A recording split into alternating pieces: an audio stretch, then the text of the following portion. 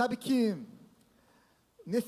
o tema que nós separamos para o dia de hoje, né, o quinto dia da nossa série de 12 dias, é um ano para crescer no discipulado. E uma boa definição de discipulado, e eu queria que você pensasse sobre ela, memorizasse, passasse adiante, é que discipulado é amor em movimento. Discipulado é amor em movimento. A gente já pensou, eu acho que você, no Natal, a gente falou muito, né, na época de Natal, do Cristo encarnado. E aí nós falávamos do quê? O amor se fez carne. O amor encarnado. Jesus é a expressão perfeita do amor que se fez carne, o amor encarnado. Agora, Jesus também é a expressão perfeita do amor em movimento. E eu comecei a ler os evangelhos novamente com essa lente, o amor se movimentando entre nós.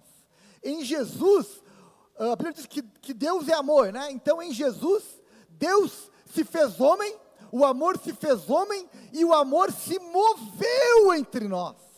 O amor andou pelas ruas da Palestina, o amor tocou em pessoas, o amor anunciou o Evangelho, o amor demonstrou o Evangelho, o amor curou, o amor libertou, o amor se fez presente. Por isso que fazer discípulo nada mais é do que colocar o amor em movimento. A gente vai ver que para fazer discípulo, eu preciso amar a pessoa. E sempre que eu amo alguém, isso vai gerar algum tipo de movimento. Amar é um verbo, disse a Ana Paula hoje pela manhã, é um verbo no infinitivo, é um verbo que está em movimento. O amor não é algo estático, parado, indiferente, não. O amor está se movendo. E o nosso alvo como igreja, essa é a direção profética que nós temos anunciado, como equipe pastoral aqui da Sião, é que nós queremos trabalhar esse ano para promover uma cultura de amor e cuidado. Para nós amar e cuidar não pode ser apenas um slogan, não pode ser uma frase de efeito. Amar e cuidar tem que ser uma cultura da igreja. Amém, meus irmãos? Alguém está me ouvindo aí? Amar e cuidar tem que ser parte da cultura, porque cultura é aquilo que a gente faz sempre, é aquilo que a gente faz constantemente, a gente ama e cuida constantemente, e isso então tem que ser cultura. Eu quero repetir aqui algumas coisas, até que isso vire, né, cultura entre nós. Há diferentes ambientes para discipulado, ambiente de cuidado. Por exemplo, nós podemos sim, para haver discipulado tem que haver três coisas. Tem que ter alguém disposto a ensinar, alguém disposto a aprender e Jesus, né? Jesus unindo essas duas pessoas. Alguém disposto a ensinar, alguém disposto a aprender, olhando para Jesus, centrados em Jesus. Bem, então isso acontece no grande grupo, sim. Quando alguém está ensinando aqui do púlpito, ok, tem alguém aprendendo aí, tem alguém aprendendo, sim ou não? Ok, tem alguém aqui ensinando, tem Jesus? Tem, então tem discipulado, mas é um discipulado de 1 para 200. Agora, também há o discipulado em sala de aula, onde um professor ensina para 30, ok, é 1 para 30, também está valendo. Também há um discipulado num grupo menor, que é o pequeno grupo é 1 para 12, 10, 1 para 15, ok, ali alguém está ensinando um grupo de 10. E também há o que nós chamamos aqui na Sião de microgrupo, de discipulado, que é 1 para 3. É 1 cuidando de 3, ou no máximo 4. Tudo isso para o quê? Para criar vários ambientes, onde você pode estar aprendendo sobre Jesus. Porque qual é o nosso objetivo? Nosso objetivo não é apenas ter um encontro de algumas pessoas. Não, nosso objetivo qual é? Ajudar cada pessoa a se tornar o quê? Mais semelhante a Jesus. Amém, gente?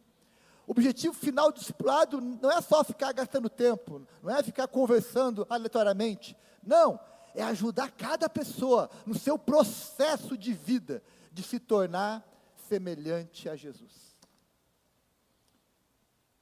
Como é que eu sei o quanto isso está crescendo na minha vida? Simples, o quanto as pessoas estão vendo Jesus em mim. Quanto mais eu ando com alguém, Se aquela pessoa é uma pessoa cheia de Jesus, mais eu vou ver a presença de Jesus nela. E isso faz toda a diferença. Então, meus irmãos, nós queremos que você entenda que em Jesus o amor se fez carne, e em Jesus o amor se moveu. Jesus é o exemplo perfeito do amor em movimento, o amor que deixou a eternidade, deixou a glória para andar entre nós. E há um texto bíblico que eu quero meditar com vocês hoje, que é o amor em movimento. Jesus se movendo para ajudar pessoas a entenderem a sua mensagem. Vamos ler Lucas 24, a partir do verso 13. Jesus em movimento numa estrada chamada a Caminho de Emaús, né? Uma estrada onde Jesus está se movimentando. Olha o que diz o texto, Lucas 24, a partir do verso 13. Naquele mesmo dia, 2 deles estavam indo para um povoado chamado Emaús, a 11 quilômetros de Jerusalém. No caminho, conversavam a respeito de tudo o que havia acontecido. Enquanto conversavam e discutiam, o próprio Jesus se aproximou e começou a caminhar com eles. Mas os olhos deles foram impelidos de reconhecê-lo. Ele lhes perguntou: sobre o que vocês estão discutindo enquanto caminham? Eles pararam com os rostos entristecidos. Um deles, chamado Cleopas, perguntou-lhes: você é o único visitante em Jerusalém que não sabe das coisas que ali aconteceram nesses dias? Que coisas? Perguntou ele. O que aconteceu com Jesus de Nazaré? Responderam eles. Ele era um profeta poderoso em palavras, em obras, diante de Deus e de todo o povo. Os chefes dos sacerdotes e nossas autoridades o entregaram para ser condenado à morte e o crucificaram. E nós esperávamos que ele era o que ia trazer redenção a Israel. E hoje é o 3º dia desde que tudo isso aconteceu. Algumas das mulheres entre nós nos deram um susto hoje. Foram de manhã cedo ao sepulcro e não acharam o corpo dele. Voltaram e nos contaram que tinham tido uma visão de um anjo, que disseram que ele estava vivo. Alguns dos nossos companheiros foram ao sepulcro e encontraram tudo exatamente como as mulheres tinham dito, mas não ouviram. Então lhes disse: como vocês custam a entender e como demoram a crer em tudo o que os profetas falaram? Não devia o Cristo sofrer estas coisas para entrar na sua glória? E começando por Moisés e todos os profetas, explicou-lhes o que constava a respeito dele em todas as Escrituras.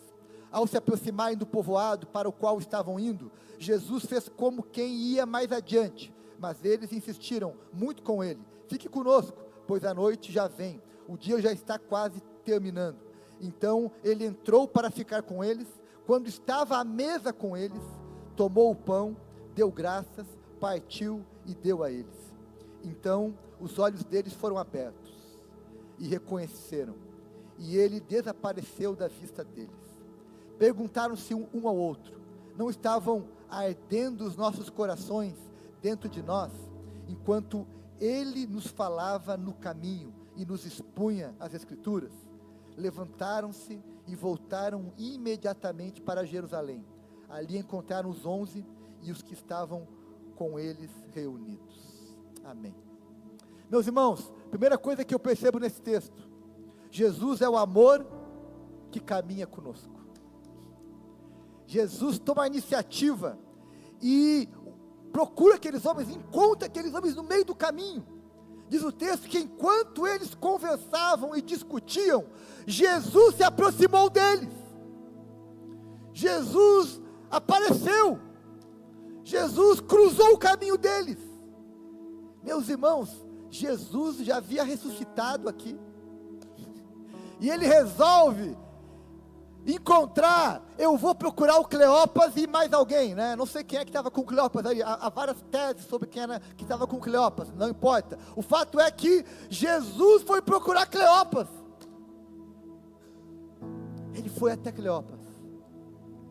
Ei, aprenda com Jesus a procurar as pessoas, a tomar iniciativa, ir até elas, se aproximar delas. se aproxime. Nós temos talvez muito mais medo de nos aproximar do que deveríamos. Aprenda a se aproximar das pessoas. E aprenda a fazer o que Jesus fez aqui nesse texto. O que Jesus faz aqui? Ele faz o quê? Me ajuda, o que ele faz aqui? Não, antes disso. O que ele faz? Tem uma palavrinha, o que ele faz? Não, o que ele faz? Não. O que ele faz? Não. Ele pergunta. Ele faz uma pergunta. Gente, aprenda a perguntar. Sabe como você começa uma boa conversa? Fazendo perguntas. Fazendo perguntas. Não chegue já pregando, não chegue já dando voadora. Não, chegue fazendo perguntas. Jesus chegou e disse: sobre o que vocês estão conversando? O que vocês não entenderam? Como eu posso ajudar? Sabe, meus irmãos, em Mateus, capítulo 18, se não me engano, 18, verso 13 e 4, Jesus disse o seguinte, que nós devemos ser como crianças. Mateus 18, 13 e 4, sejamos como crianças. O que você costuma associar que uma criança faz? Brinca, é simples, é alegre, perdoa, ok, tudo isso está valendo. Mas tem uma marca de crianças 3, 4 anos principalmente, que é uma marca muito comum. O que uma criança de 3, 4 anos faz com muita frequência? Perguntas. Tem estudos que dizem que uma criança de 4 anos é capaz de fazer em média 400 perguntas por dia. Uou! Quem tem filho de 4 anos aqui? Tá certo isso? Parecido com isso? Faz mais de 400 ainda? Faz mais de 400? Então, olha só. Se a gente quer ser como criança, uma boa característica também é aprender a fazer perguntas. Boas perguntas geram boas conversas. Sabe que às vezes a gente... gente, vou falar aqui de mim, tá? Para mim é um esforço gigantesco. Alguém chegar para mim e começar a falar.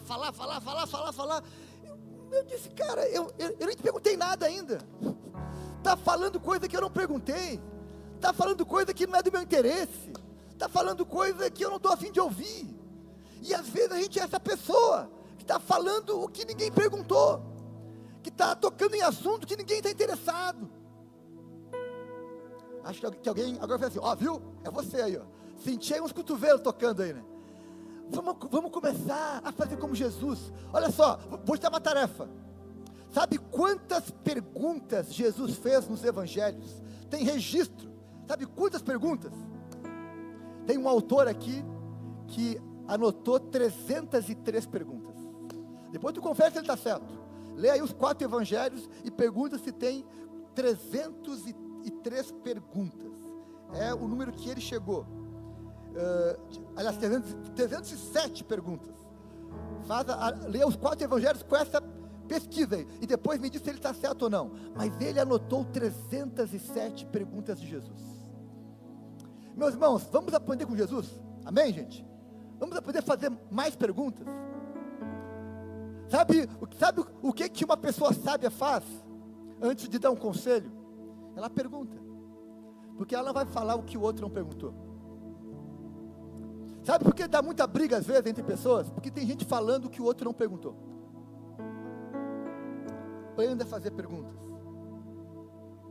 E Jesus é aquele que vai às pessoas, e ele vai fazendo o quê? Perguntas. E sabe, meus irmãos, o poder de uma pergunta? Eu estou fazendo psicologia, né? E um psicólogo aprende a fazer perguntas, né? Aprende a ouvir e fazer perguntas. Interessante que há muitos textos na Bíblia onde as perguntas de Jesus impactaram os seus ouvintes. Por exemplo, quando ele olhou para as pessoas e disse: quem de vós não tem pecado, atire a primeira pedra. Uma pergunta que as pessoas ficaram sem resposta, largaram as pedras. Ou então, quando Jesus para Pedro e diz assim: Pedro, tu me amas? Sim, eu amo. Pedro, tu me amas mesmo? E aquilo vai mexendo com Pedro. Vamos aprender com Jesus a fazer boas perguntas. E aí sim, vamos oferecer boas respostas.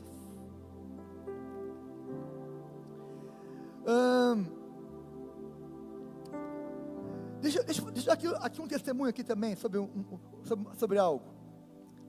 Sabe que como pastor eu tenho um problema, Rodrigo, que eu volta e meia eu tenho que lidar com uma situação, Diego, que é o seguinte: alguém vem e diz o seguinte: pastor, o fulano de tal está com um problemão lá, sei lá, no casamento, na vida, não sei aonde lá, só que ele não quer dizer para o senhor, então o senhor tem que ir lá e tem que ajudar ele. Meus irmãos, sempre que eu tentei fazer isso deu ruim. Eu não faço mais isso. Como é que eu vou ajudar quem não pediu ajuda? Não. Até porque para alguém ser ajudado é parte do processo. Se alguém está precisando de ajuda, guarda isso que eu vou te falar. Quem está precisando de ajuda tem que pedir ajuda. Tem que pedir ajuda. E tem que pedir para quem pode te ajudar, né? Para a pessoa certa, para as pessoas certas. Tem que, enfim. Mas tem que, até sobre isso, porque é uma ginástica, é um esforço desnecessário e infrutífero tentar ajudar quem não pediu ajuda. Ou então, algo pior ainda, tentar ajudar quem não quer ser ajudado.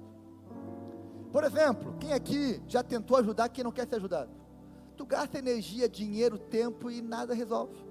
Quer ver um exemplo básico? Uma vez, teve lá, alguém disse: pastor, esse rapaz aqui tem que ser internado numa clínica, uma clínica lá de recuperação, ele, né, hoje ele quer sair, enfim, vamos lá levar ele. Aí pega a pessoa, põe no carro, leva lá para o lugar, faz um esforço, faz uma ginástica, largou ele lá no centro, passou 2 dias, ele foi embora, porque ele foi sem querer. Ele foi forçado, ele foi porque alguém queria que ele fosse, alguém forçou ele aí. Então hoje em dia quem trabalha em clínica diz: olha, só vou internar se o cara quiser, e quiser muito. Se ele pedir, e pedir muito. Senão eu vou gastar energia, eu vou receber o cara aqui hoje, amanhã ele vai embora.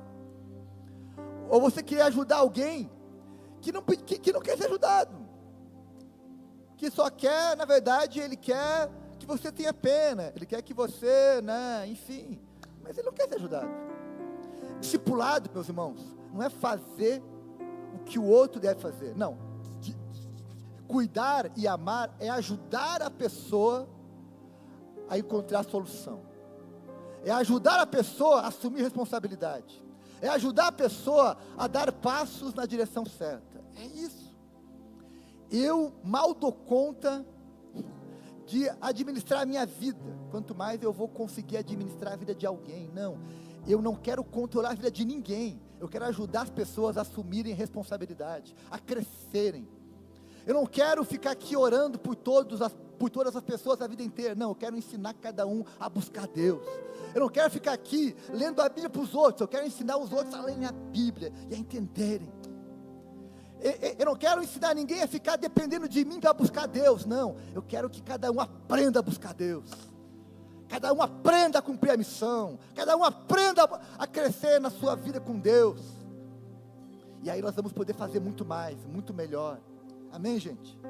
Isso é amar e cuidar, isso é discipular, é ajudar a pessoa a assumir a sua responsabilidade, a entender o seu papel. Então, Jesus é o amor que se movimenta. Agora, nessa narrativa, há também uma segunda característica desse amor em movimento. É um amor que explica a verdade, é um amor que conversa, que responde à pergunta, é um amor que tem resposta. O verso 27 diz que começando por Moisés e todos os profetas, explicou o que constava a respeito dele em toda a Escritura. Olha só, Jesus começou a andar com eles, viu que eles não haviam entendido que o Cristo haveria de morrer e de ressuscitar. Aí o que ele faz? Ele volta para a palavra, ele tem paciência, explica de novo. Meus irmãos, discipular e amar é explicar de novo, quantas vezes for necessário. Você explica, a pessoa não entende, você explica de uma outra forma, a pessoa não entendeu, tu vai usar um outro recurso, até que aquilo seja guardado, aplicado na vida da pessoa. Jesus é alguém com paciência para ensinar. Ele explica mais uma vez. Ele diz: olha, vocês são lentos para aprender, né? Ok, vamos de novo. Vamos começar de novo, lá em Moisés. Vamos lá para o início. Meus irmãos, o processo de ajudar alguém a crescer na fé, a ser semelhante a Jesus, é um processo longo. Às vezes vai ter recaída, vai ter tropeço, vai ter alguém que tu acha que já aprendeu, daqui a pouco descobre que ele não aprendeu ainda bem aquela lição, tem que passar de novo. Mas Deus tem paciência com a gente. Essa é a boa notícia. Jesus tem paciência com a gente. Ele nos convida: olha, meu filho, eu vou te explicar de novo. Você pecou, ok, eu vou te explicar de novo como você tem que desviar disso, como você tem que evitar isso. Eu vou te explicar o porquê, vou te explicar o motivo, vou te dar o fundamento. Aprenda. Amar e cuidar, assim também com nossos filhos, meus irmãos. Quantas vezes tu teve que falar a mesma coisa para os teus filhos? Várias vezes. Aprenda com Jesus a ter paciência, a explicar novamente. Agora, explicando como? Levando a pessoa para a Escritura. E Jesus voltou à Escritura. Começou de novo a falar dos profetas, das profecias sobre o Cristo. Começou de novo. Esse é o caminho. Terceira lição que nós aprendemos com Jesus, nesse movimento, o amor em movimento. Esse amor, ele vai até a pessoa, se move em direção das pessoas. Esse amor explica novamente, é um amor que tem paciência. E esse amor é um amor que alimenta. O verso 30 diz que ele sentou à mesa. O verso 30 diz que ele tomou o pão, partiu o pão, alimentou a alma daqueles homens, alimentou eles. Aprenda com Jesus a alimentar as pessoas que estão com fome e sede do Senhor. Meus irmãos, em todas as culturas, de todos os tempos, em toda a história da humanidade, sempre houve uma busca do ser humano pelo sagrado, pelo divino, por diferentes caminhos. Não há uma etnia, um povo no mundo que não tem uma relação com o sagrado. Não houve. Algumas religiões são até para nós absurdas, né? Estranhas, enfim.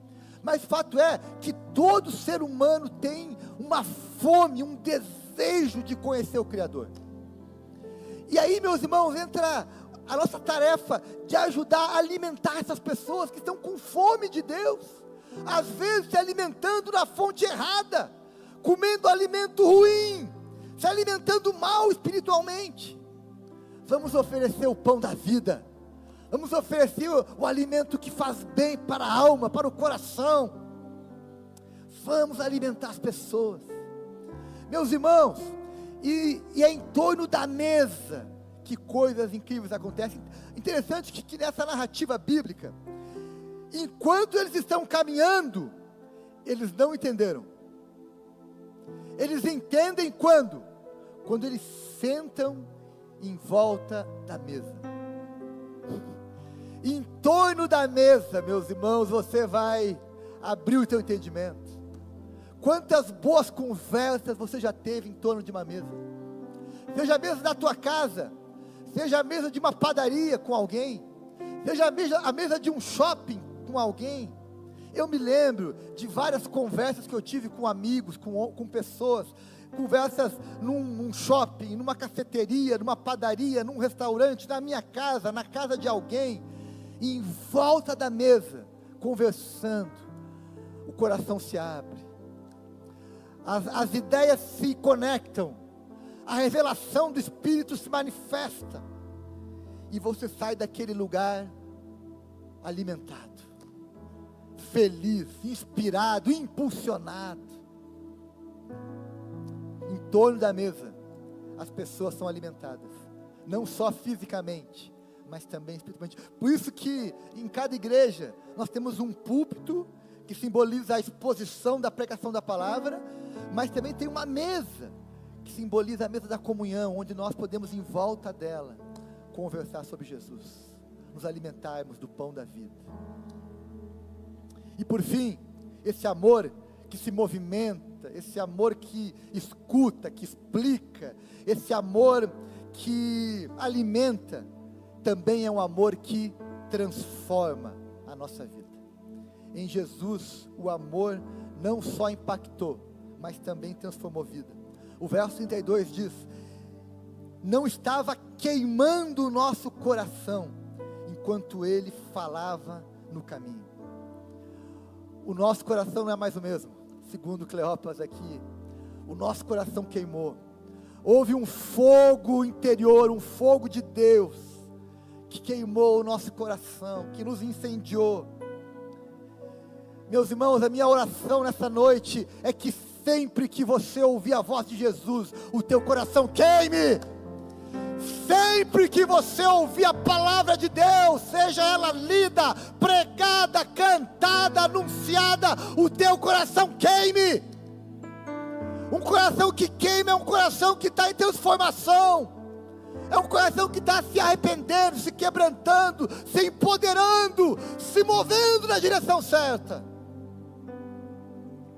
Que o nosso coração queime por Jesus, queime ao ouvir a palavra. Discipulado, meus irmãos, é incendiar o coração de alguém. Discipulado é incendiar o coração das pessoas com o Evangelho. É ajudar as pessoas a amar mais Jesus, a ter mais fome de Jesus, a querer ser mais parecido com Jesus, a querer viver pelo que Jesus viveu. Discipulado é incendiar o coração. Eu falei aqui alguns dias atrás na campanha, que discipulado é construir uma ponte até o coração de alguém. Bem, é verdade, tu constrói a ponte, depois faz o quê? Tu incendeia o coração da pessoa. Incendeia por Jesus, queima aquele coração de paixão, de entusiasmo. Ei, um coração que queima é um coração que está pulsando, que está entusiasmado, que está motivado, que está se movendo, que está disposto a se colocar em movimento. Um encontro com Jesus, meus irmãos, tem que incendiar o nosso coração. Eu desejo, Jenny, que cada culto na nação, seja um culto de domingo, de sexta, de qualquer dia da semana, você saia daqui com o coração incendiado, porque você ouviu a voz de Jesus, porque a palavra de Deus mexeu contigo, porque você saiu daqui querendo ser alguém melhor, alguém mais parecido com Jesus, alguém mais apaixonado por Jesus. No caminho de Emaús, o amor encontrou aqueles homens. Minha oração é que nos caminhos de Brasília você encontre o amor de Jesus. Que esse mesmo Jesus que se revelou a Cleopas e a mais alguém lá, que esse mesmo amor de Jesus que se revelou, que se mostrou um amor que tem uma iniciativa, um amor que explica, que é paciente, que alimenta, que transforma, você encontra esse amor nas ruas de Taguatinga, de Ceilândia, de Samambaia, de Águas Claras, de Vicente Pires, do Gama, do Guará, enfim, por onde você passar, que você encontre esse amor em movimento. Jesus é o amor em movimento, que você encontre